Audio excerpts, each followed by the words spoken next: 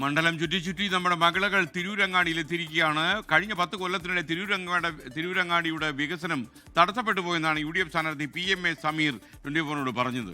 UDF സർക്കാർ വന്നാൽ മണ്ഡലത്തിൽ വികസനം തിരികെ കൊണ്ടുവരും. താൻ ലീഗിന്റെ നോമിനിയാണെന്നും PMA സമീർ. മണ്ഡലം ചുറ്റി മകളകളിലാണ് അദ്ദേഹത്തിന്റെ പ്രതികരണം. അനുജ രാജേഷും സ്മിത ഹരിദാസും മണ്ഡലം ചുറ്റി നമ്മളോട്. നമ്മളങ്ങനെ മണ്ഡലങ്ങൾ ചുറ്റി ഇപ്പോൾ തിരൂരങ്ങാടി മണ്ഡലത്തിലാണ് എത്തിയിട്ടുള്ളത്. ഇവിടുത്തെ UDF സ്ഥാനാർത്ഥി PMA സമീർ ഇവിടെയുണ്ട്.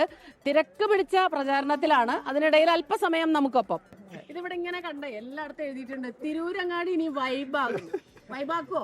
തിരൂരങ്ങാടി വൈബാക്കും ആയി തുടങ്ങിയിട്ടുണ്ട്. എന്താണ് അതിന്റെ ഒരു രഹസ്യം? എങ്ങനെയാണ് ഇത് വൈബാക്കാൻ പോകുന്നത്? തിരൂരങ്ങാടിയില് ഒരു ജനപ്രതിനിധി എന്നുള്ള നിലയ്ക്ക് ഇവർ പ്രതീക്ഷിക്കുന്ന കുറെ കാര്യങ്ങളുണ്ട്. ആ കാര്യത്തിൽ അവർക്ക് നല്ല ക്ലാരിറ്റി ഉണ്ട്. ആ ക്ലാരിറ്റി എനിക്ക് മനസ്സിലാവുന്നുണ്ട്. ആ മനസ്സിലാവുന്ന കാര്യങ്ങൾ ഇംപ്ലിമെൻ്റ് ചെയ്യാൻ എൻ്റെ ഒരു പ്ലാൻ ഓഫ് ആക്ഷൻ ഉണ്ട്. ആ ആക്ഷൻ പ്ലാനാണ് ഇവിടുത്തെ വൈബിൻ്റെ സോഴ്സ്. ഈ കേരളപ്പിറവി മുതൽ ഇന്ന് വരെ UDFനോടൊപ്പം നിന്ന മണ്ഡലമാണത്. ആ നെഹ സാഹിബ് മുതൽ AK ആൻ്റണി മത്സരിച്ച ഈ മണ്ണിൽ ഒരുപാട് കാര്യങ്ങൾ ഇനീഷ്യേറ്റീവ്സ് കൊണ്ടുവന്നിട്ടുണ്ട്. ലാസ്റ്റ് 10 years ഇവിടേക്ക് ഒരു അനീതി സംഭവിച്ചിട്ടുണ്ട്. കൊണ്ടുവന്ന ഒരുപാട് പ്രോജക്റ്റുകൾ തടസ്സപ്പെടുത്തി, ഡിലേ ആക്കി, ചിലതൊക്കെ ഇല്ലാതാക്കിയിട്ടുണ്ട്. അത് ഈ മണ്ണിൻ്റെ അവകാശം, ഈ മനുഷ്യരുടെ ക്ലെയിമാണ്. അത് സർക്കാർ 10 വർഷം ഈ ഒരേ സർക്കാർ ഭരിച്ചത് കൊണ്ട് നിങ്ങൾക്ക് അതിൽ പ്രശ്നമുണ്ടായെന്നാണോ? ഈ മണ്ണിനൊരു പ്രശ്നമുണ്ടായി. കാരണം ഇവിടെ വന്ന എഡ്യൂക്കേഷൻ പദ്ധതികൾ ഒരു ക്ലസ്റ്റർ കൊണ്ടുവന്നിരുന്നു. അതിൽ എഞ്ചിനീയറിംഗ് കോളേജ് ഉണ്ട്, പോളിടെക്നിക് ഉണ്ട്, ആർട്സ് ആൻഡ് സയൻസ് കോളേജ് ഉണ്ട്. വിദ്യാഭ്യാസത്തിനാണല്ലോ ലാസ്റ്റ് 10 years ഒരു നോളേജ് എക്കോണമിയിലേക്ക് ലോകം മുഴുവൻ മാറിയ ഒരു കാലത്ത് അത് തിരൂരങ്ങാടി മണ്ണിന് അവകാശപ്പെട്ടതാണല്ലോ. തിരൂരങ്ങാടിയുടെ ഒരു ലെഗസി വാല്യൂ എന്ന് പറയുന്നത് അത്രമേൽ പ്രധാനമാണ്. ഇവിടെ ഏറ്റവും കൂടുതൽ വിദ്യാഭ്യാസ സ്ഥാപനങ്ങളുള്ളത് ഈ തിരൂരങ്ങാടി മണ്ഡലത്തിൽ ഉണ്ടായിട്ടുള്ള വിദ്യാഭ്യാസ വിപ്ലവം കാലം തൊട്ട്, ഇതിന്റെ ആരംഭകാലം തൊട്ട് ഈ 10 വർഷത്തിൽ ഒരു ഗ്യാപ്പ് സംഭവിച്ചിട്ടുണ്ട്.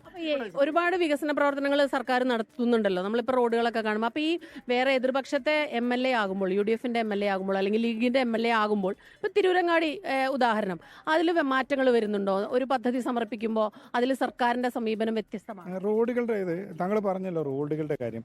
നാഷണൽ ഹൈവേ റോഡിന്റെ ഒരു ആംബിയൻസിലാണ് നമുക്ക് അങ്ങനെ തോന്നുന്നത്. നമുക്ക് അവിടെ റൂറൽ റോഡിലേക്ക് പോയാൽ ഇപ്പം ചെമ്മാടിൽ നമ്മളൊരു ബൈപ്പാസിൻ്റെ പ്രപ്പോസൽ ഉണ്ട്. അതിന് ഫണ്ട് വെക്കുന്നതിലുള്ള പ്രശ്നം, ഈ നേരത്തെ പറഞ്ഞ എഡ്യൂക്കേഷനിലുള്ള ലാൻഡ് അക്വയർ ചെയ്യാൻ ഫണ്ട് വകയിരുത്തുന്നതിനുള്ള പ്രശ്നം, മൈനോറിറ്റി പോർട്ട്ഫോളിയോയിൽ ഫണ്ട് കിട്ടുന്നതിനുള്ള പ്രശ്നം, എല്ലാത്തിലും ഒരു അഡ്മിനിസ്ട്രേറ്റീവ് നേച്ചറിൽ പോയാൽ ഫണ്ട് തടസ്സപ്പെടുത്തിയിട്ടുണ്ട്. ആ ഫണ്ട് തടസ്സം തന്നെയാണ് അത് ഈ മണ്ണിൻ്റെയും ആളുകളുടെയും ക്ലെയിമാണല്ലോ. അതാണ് ഒന്നാമത്തെ പ്രയോറിറ്റി. ഇവിടെ താങ്കളുടെ സ്ഥാനാർത്ഥിത്വവുമായി ബന്ധപ്പെട്ടൊക്കെ തുടക്കത്തിൽ കുറച്ച് വിവാദങ്ങൾ ഉണ്ടായിരുന്നു.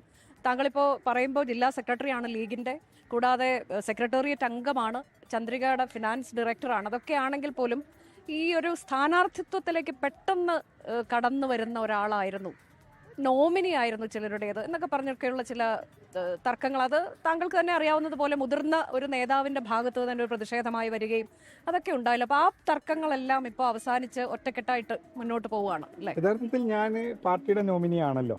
രണ്ടാമത് പാർട്ടിയുടെ സംവിധാനം, UDFന്റെ സംവിധാനം ഈ തിരൂരങ്ങാടി മണ്ഡലത്തിൽ അത്രക്ക് അതാണ് യഥാർത്ഥത്തിൽ പ്രൊഫഷണലൈസ്ഡ് ആയിട്ടുള്ളത്. ഞാൻ അന്ന് ഡിക്ലറേഷൻ കഴിഞ്ഞ് രാത്രി 9:30 ലാൻഡ് ചെയ്തതാണ്. അന്ന് ഈ സമയം വരെ ഇവിടുത്തെ സംവിധാനം അത്രക്ക് വൺ ആഫ്റ്റർ അതർ എന്ന് പറഞ്ഞ ഷെഡ്യൂളുകളുണ്ട്, നന്നായി പോകുന്നുണ്ട്. ഇവിടെ ഒരു വിവാദമില്ല. ഈ കഴിഞ്ഞ തവണ KPA മജീദ് ഇവിടെ നിന്ന് വിജയിച്ചു. അപ്പോൾ ഒരല്പം ഭൂരിപക്ഷം അതിന് മുൻപത്തെ വർഷത്തെക്കാളൊക്കെ കുറവായിരുന്നു. അപ്പോൾ 10,000-ൽ താഴെ എന്നുള്ള രീതിയിലാണ്, 9,000 ശിഷ്ടം. ഇത്തവണ എങ്ങനെയാണ് പ്രതീക്ഷ? ഇവിടെ ഭൂരിപക്ഷം കൂടുമെന്നുള്ളതാണ്, നന്നായിട്ട് കൂടുമെന്നുള്ളതാണ് ഇവർ തരുന്ന കോൺഫിഡൻസ്. 20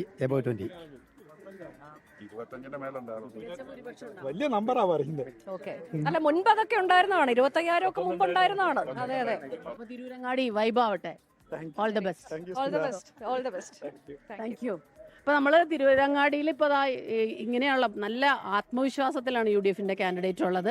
അവരങ്ങനെ വൈബാക്കുമെന്നാണ് പറയുന്നത്. തിരൂരങ്ങാടി നമ്മുടെ യുവാക്കളൊക്കെ രാഷ്ട്രീയത്തിൽ നിന്ന് അകന്നു പോകുന്നതിൻ്റെ ഒരു കാരണം പറയുന്നത് അതാണല്ലോ. വലിയ സംഘർഷങ്ങൾ, ടെൻഷൻ, അതൊന്നുമില്ലാതെ ഒരു പ്രൊഫഷണൽ ടച്ച് അത് കൊണ്ടുവരാൻ സ്ഥാനാർത്ഥികൾ അവർ ശ്രമിക്കട്ടെ, അതങ്ങനെ ആകട്ടെ. അപ്പം നമ്മളിനി മറ്റൊരു പ്രദേശത്തേക്ക്, മറ്റൊരു മണ്ഡലത്തിലേക്ക്.